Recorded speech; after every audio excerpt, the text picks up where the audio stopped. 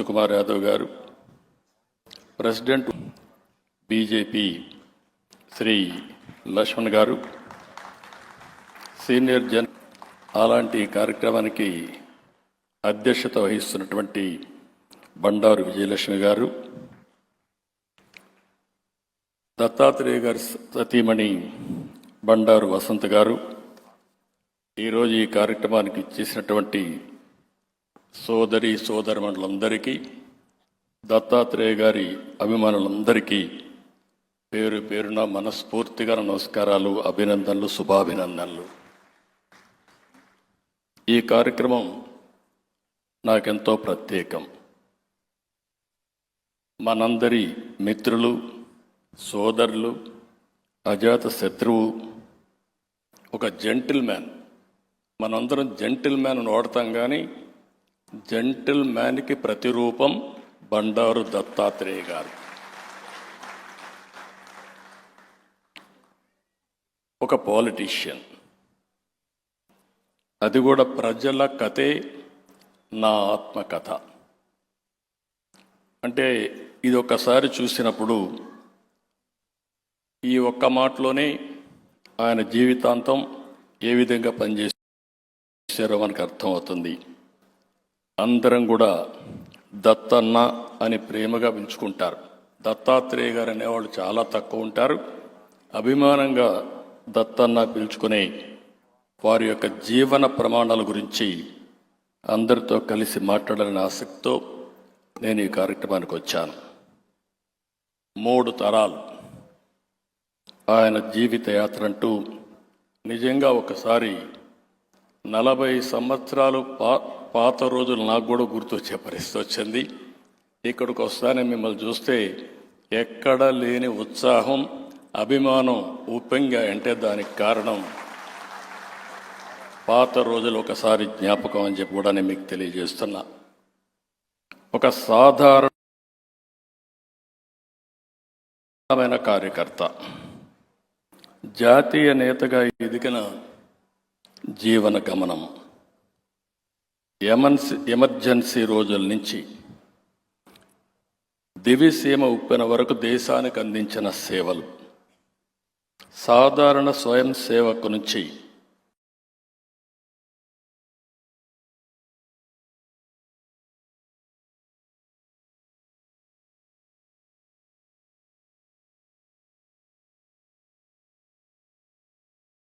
ఉన్నత స్థాయికి ఎదిగిన వ్యక్తిత్వం, ఎన్నో పోరాటాలు, ఎన్నో ఉద్యమాలు, ప్రజా జీవితంలో ఎన్నో సంఘర్షణలు.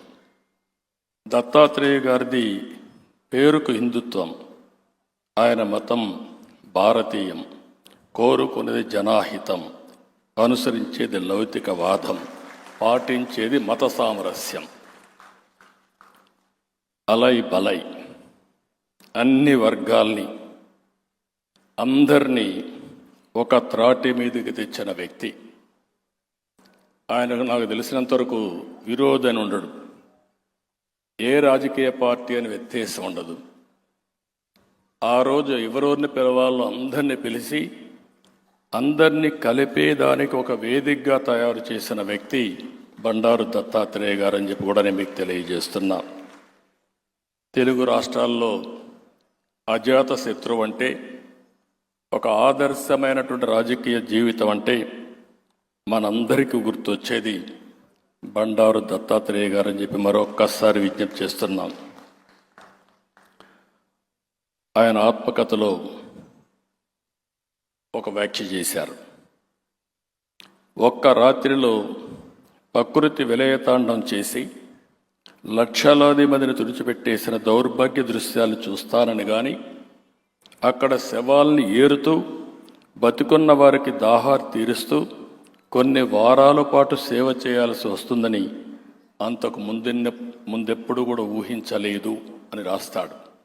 ఆ ఒక్క మాట చాలు ఆయన జీవితంలో ఆయన చేసిన సేవలు.